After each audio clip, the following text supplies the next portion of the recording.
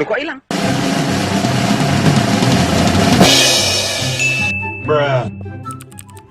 Assalamualaikum warahmatullahi wabarakatuh. Saya Ronald akan mempresentasikan tentang sejarah ejaan dan aturan penulisan huruf untuk mata kuliah Bahasa Indonesia 3 yang kami ambil dari blog.ruangguru.com. Baik, yang pertama adalah ejaan Van Ophuijsen yang merupakan pedoman resmi ejaan pertama yang diterbitkan pada tahun 1901. Pada saat itu bahasa Indonesia masih disebut sebagai bahasa Melayu. Penyusun ejaan ini adalah Charles A. Van Ophuijsen, berasal dari Belanda, dibantu oleh Engku Nawawi gelar Sultan Makmur dan Muhammad Taib Sultan Ibrahim. Ciri-ciri ejaan Van Ophuijsen kita lihat di tabel. Itu ada huruf J, penggunaannya seperti itu, dan lain-lain, hingga huruf SJ, gabungan huruf ya. Itu untuk J, pada saat ini penggunaannya berubah menjadi Y, OE berubah menjadi U, DJ berubah jadi J, TJ berubah jadi T, NJ berubah jadi NY, CH berubah jadi KH, dan SJ berubah menjadi SY. Untuk tanda diakritik itu adalah tanda apostrof atau tanda petik yang gunanya seperti itu, dan angka 2 untuk tanda pengulangan, contohnya pura-pura atau kurang-kurang, jadi tidak ada penulisan ulang. Kemudian ejaan Suwandi. Ejaan ini diresmikan pada tanggal 19 Maret 1947, disusun oleh Mr. Raden Suwandi, Menteri Pendidikan, Pengajaran dan Kebudayaan pada saat itu. Ejaan ini disebut juga sebagai ejaan Republik. Pembaruan dari ejaan Suwandi terletak dalam penggunaan diftong atau gabungan dua huruf vokal OE yang diganti menjadi huruf U dan dihapuskannya tanda apostrof. Tanda apostrof itu adalah tanda petik. Contohnya seperti pada layar, di situ tertulis Jumat menggunakan tanda petik menjadi Jumat yang tanda petiknya hilang. Kemudian ada ejaan pembaruan. Ejaan pembaruan ini adalah penyempurnaan dari ejaan Suwandi yang disarankan pada Kongres Bahasa Indonesia kedua di Medan pada tahun 1954 yang diketuai oleh Priyono dan Eka Topo. Ejaan pembaruan ini membuat standar satu fonem, satu huruf, dan diftong AI, AU, dan OI dieja menjadi I, AU, dan OI.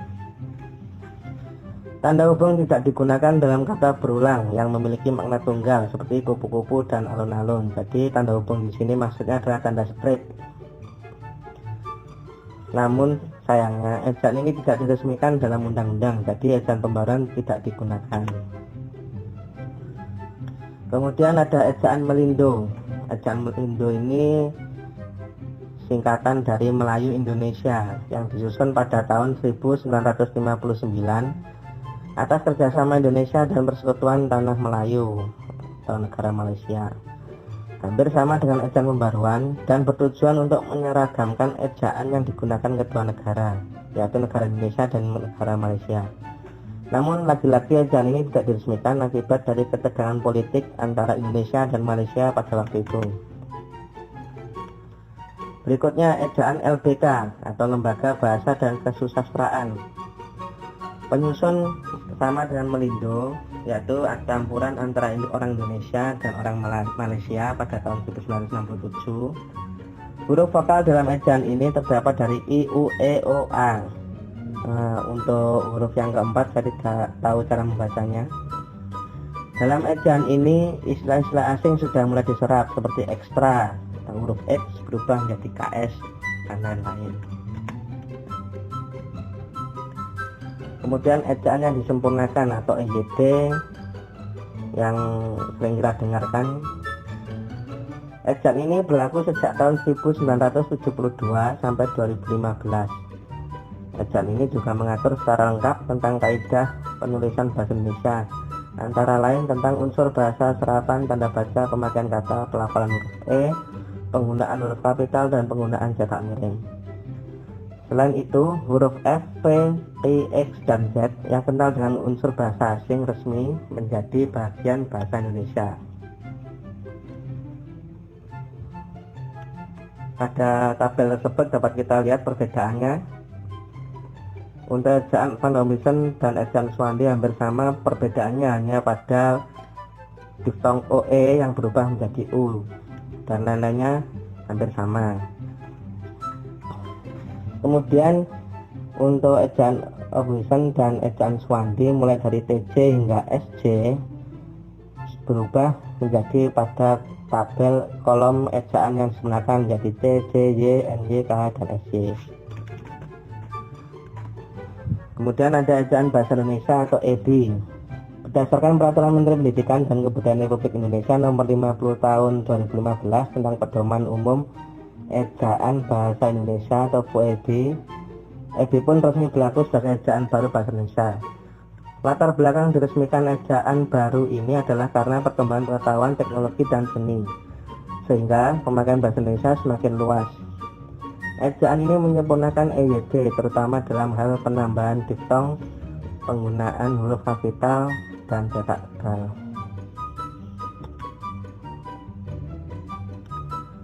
Ejaan Bahasa Indonesia atau EB, huruf diftong yang berlaku antara lain A, I, A, U, E, I, O, I. Lafal huruf E menjadi 3 jenis, contohnya seperti pada lafal peta, kena, militer. Jadi ada perbedaan antara E, dan E. Penulisan cetak tebal untuk menegaskan bagian tulisan yang sudah ditulis miring dan bagian-bagian karangan seperti judul, bab, dan subbab. Huruf kapital pada nama julukan seseorang, contohnya Pak Haji Bahrudin, jadi menggunakan huruf kapital atau huruf besar. Tanda elipsis atau dalam kurung ada titik tiganya, biasanya dalam dialog, itu digunakan dalam kalimat yang tidak selesai.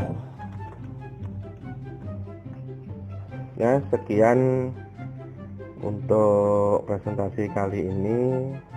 Kurang lebihnya saya mohon maaf.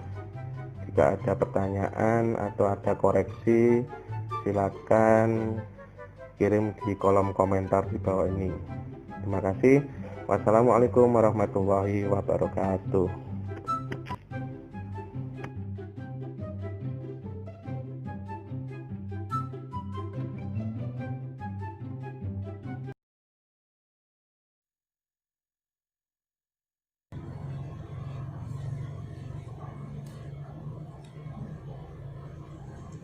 Assalamualaikum warahmatullahi wabarakatuh. Perkenalkan, nama saya Ilham Surya Wicaksono. Saya dari Prodi PGMI semester 3. Saya akan menerangkan tentang pemakaian huruf.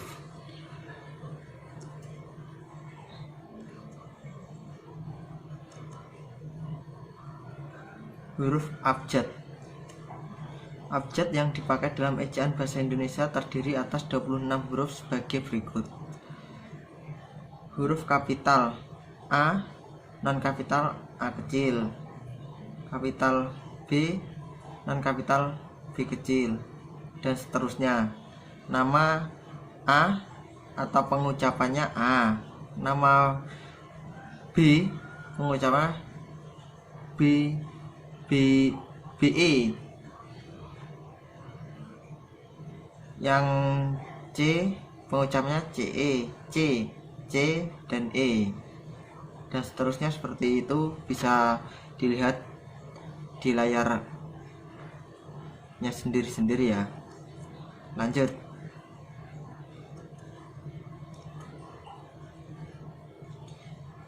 Ini seperti tadi, huruf kapital dan huruf non kapital dan cara pembacanya.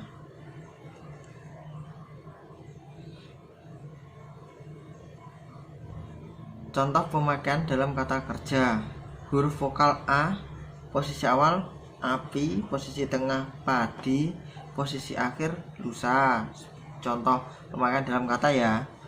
Kalau E, posisi awalnya enak, posisi tengahnya peta, posisi akhirnya sore. Kalau I, posisi awal itu, posisi tengah simpan, posisi akhir murni. O, posisi awal oleh, posisi tengah itu kota, posisi akhir radio, dan seterusnya. Nah, di sini tadi pengucapan tentang huruf vokal ya. Huruf vokal. Huruf yang melambangkan vokal dalam bahasa Indonesia terdiri atas 5 huruf, yaitu A, I, U, E, O. Dan sudah saya sebutkan tadi huruf vokalnya dan contoh pemakaian dalam kata.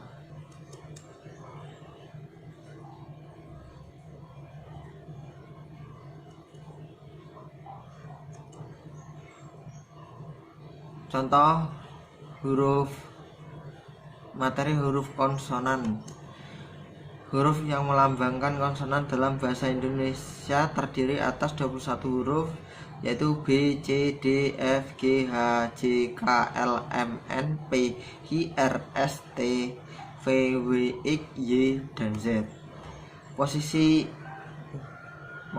Huruf Q dan E khusus digunakan untuk nama diri dan keperluan ilmu huruf pada posisi awal kata diucapkan S.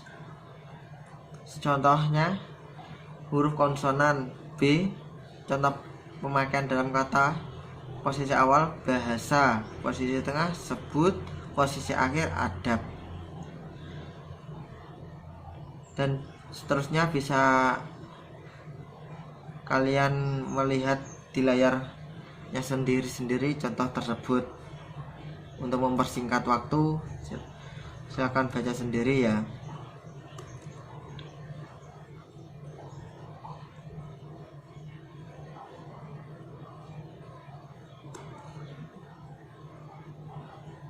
Huruf diftong. Di dalam bahasa Indonesia terdiri dari 4 diftong yang dilambangkan dengan gabungan huruf vokal I, U, E, dan O. Huruf diftong, contoh pemakaian dalam kata: A, posisi awal aileron, posisi tengah balairung, posisi akhir pandai.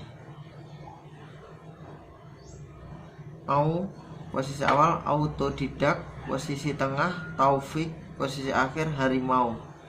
E, posisi awal gendom, posisi tengah geyser, posisi akhir survei. O, posisi awal tidak ada ya, posisi tengah boykot, posisi akhir amboy.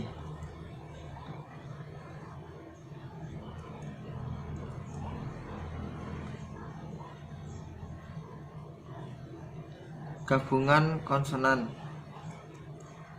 Gabungan huruf konsonan K, Eng, Nya, dan Sai masing-masing melambangkan satu bunyi konsonan. Gabungan huruf konsonan, contoh pemakaian dalam kata: K, posisi awal khusus, posisi tengah akhir, posisi akhir track, senang, track. Gabungan konsonan Eng, posisi awal ngarai, posisi tengah bangun, posisi akhir senang, dan seterusnya. Bisa kalian baca sendiri.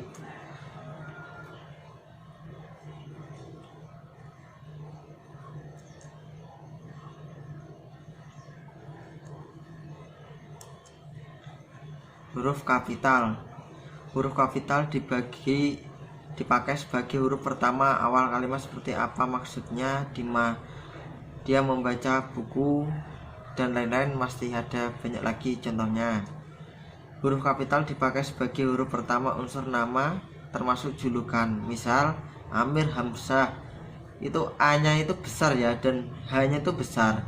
Dwi Sartika, D besar, S besar. Jenderal kecil, J besar, K besar. Mujair, M besar.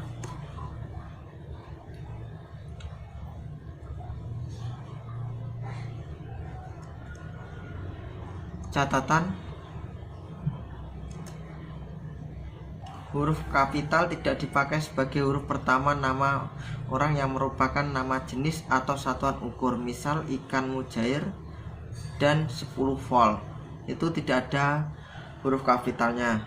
Huruf kapital tidak dipakai menuliskan huruf pertama kata yang bermakna anak dari, seperti bin, binti, boru, dan fan. Atau huruf pertama kata tugas, misalnya Abdurrahman bin Zaini. Itu yang binnya itu tetap kecil. Siti Fatimah binti Salim. Dan maaf, di sini saya salah mengetik, seharusnya yang binti itu B-nya tetap kecil ya, yang S-nya itu besar. Nah, seperti itu.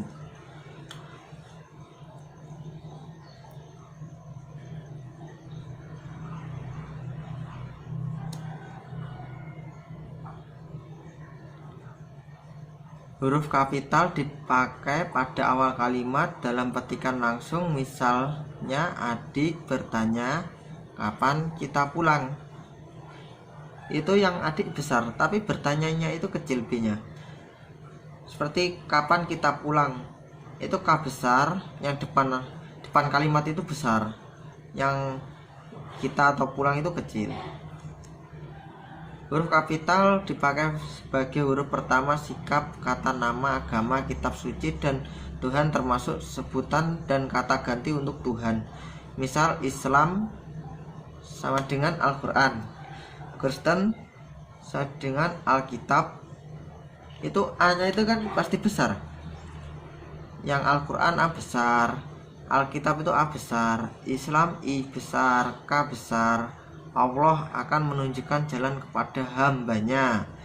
Jadi di sini ada pergantian nama tapi tetap maksudnya sama. Allah akan menunjukkan jalan kepada hambanya yang benar. Nah, di ini A besar akan menunjukkan jalan kepada hambanya. Nya ini kepada siapa? Kepada Allah. Jadi kita mengetiknya itu N-nya besar, sebab itu untuk Tuhan atau Allah. Nah, kalau Tuhan, bimbinglah hambamu. Tuhan itu seperti sama halnya dengan mu, cuma itu M-nya itu dirubah menjadi M besar. Jadi kepada Tuhan, untuk Tuhan. Jadi kita harus menyebutkan dengan menuliskan dengan huruf besar M-nya. Ke jalan engkau beri rahmat. Itu untuk ke Tuhan. Jadi hurufnya itu juga harus besar. Engkau ditunjukkan kepada Tuhan atau Allah. Lanjut, huruf kapital dipakai sebagai huruf pertama unsur nama, gelar, kehormatan, keturunan, keagamaan atau akademik yang diikuti nama orang. Misalnya Sultan Hasanuddin, S-nya itu besar, H itu pasti besar. Nabi Ibrahim, N itu besar, I dan besar, dan seterusnya. Bisa baca sendiri.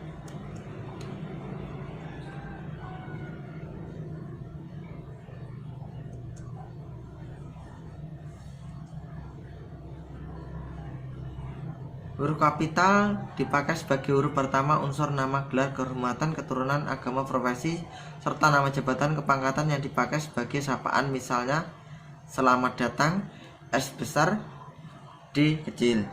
Yang mulia, Y besar, M besar. Dokter, D besar. Prof, P besar. J jenderal itu J-nya juga besar. Huruf kapital dipakai huruf pertama unsur nama, jabatan, dan pangkat yang diikuti nama orang atau yang dipakai sebagai pengganti nama orang tertentu, nama instansi atau nama tempat. Misalnya wakil presiden Adam Malik, Profesor Supomo, gubernur Papua Barat. Huruf kapital dipakai sebagai huruf pertama nama bangsa, suku, bangsa, dan bahasa. Misal bangsa Indonesia itu besar, suku Dani D-nya besar, S-nya kecil. Bahasa Bali B besar. Maaf, di sini penulisan bahasa pada kalimat bahasa Bali hanya kurang A, maaf ya.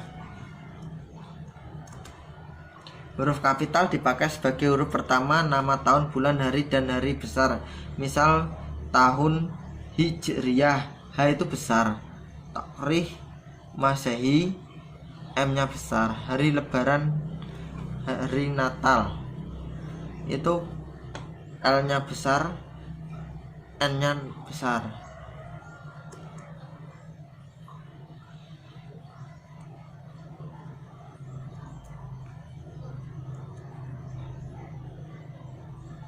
Huruf kapital dipakai sebagai huruf pertama unsur nama peristiwa sejarah, misalnya konversi Asia Afrika Perang Dunia Kedua.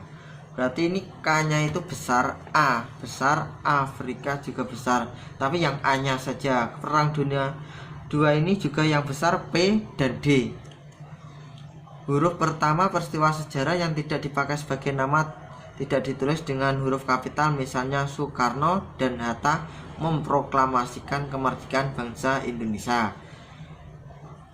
Nah, di sini peristiwa sejarah pada masa Soekarno dan Hatta itu memproklamasikan kemerdekaan itu. Nah, kata memproklamasikan kemerdekaan itu M-nya itu tetap kecil, K juga kecil, bangsa itu juga kecil. Kalau nama negara itu I pasti besar, Indonesia. Huruf kapital dipakai sebagai huruf pertama nama geografi, misalnya Jakarta sama dengan Asia Tenggara, Bukit Barisan dengan Jawa Barat. Huruf kapital dipakai sebagai huruf pertama semua kata dalam negara, lembaga, badan, organisasi, dokumen, kecuali kata tugas seperti di, ke, dari, dan yang. Dan untuk misal Republik Indonesia, R besar, I besar, kitab, undang-undang, hukum, pidana, K besar, U besar, H besar, P besar. Terus termasuk kalimat dokumen atau kata-kata dokumen gitu. Lanjut.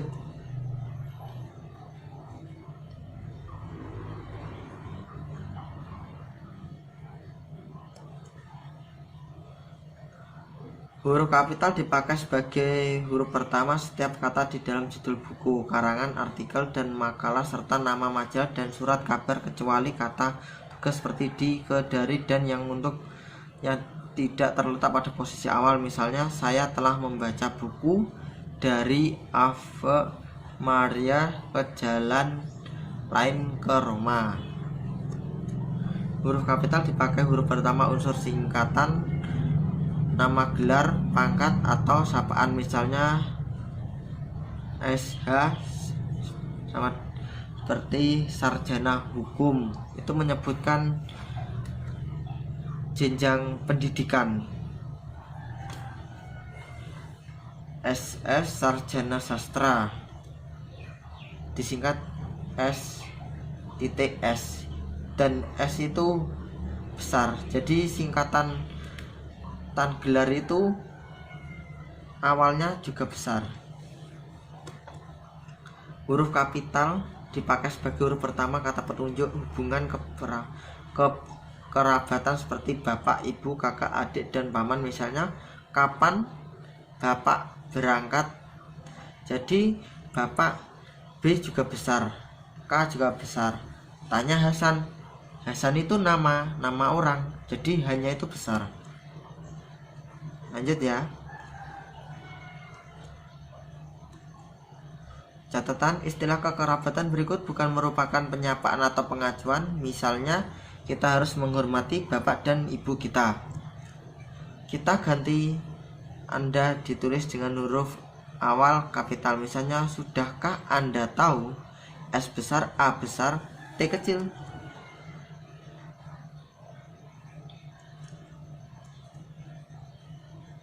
Huruf miring.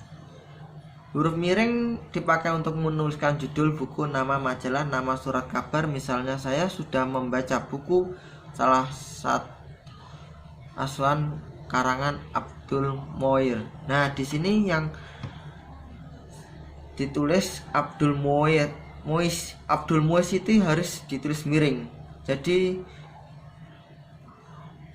seperti Jakarta Gramedia Pustaka Utara, itu harus ditulis miring juga.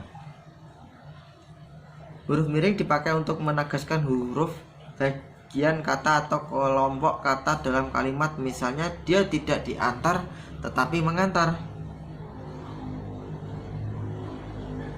Jadi dia itu kepada siapa, tidak diantar, itu kecil.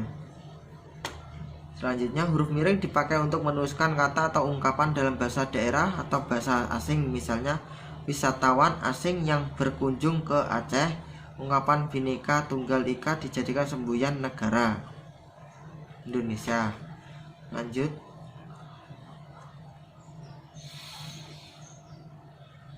catatan: dalam naskah tulisan tangan atau mesin, bagian yang akan dicetak miring ditandai dengan garis bawah. Nama diri seperti nama orang, lembaga, atau organisasi dalam bahasa asing atau bahasa daerah tidak ditulis dengan huruf miring.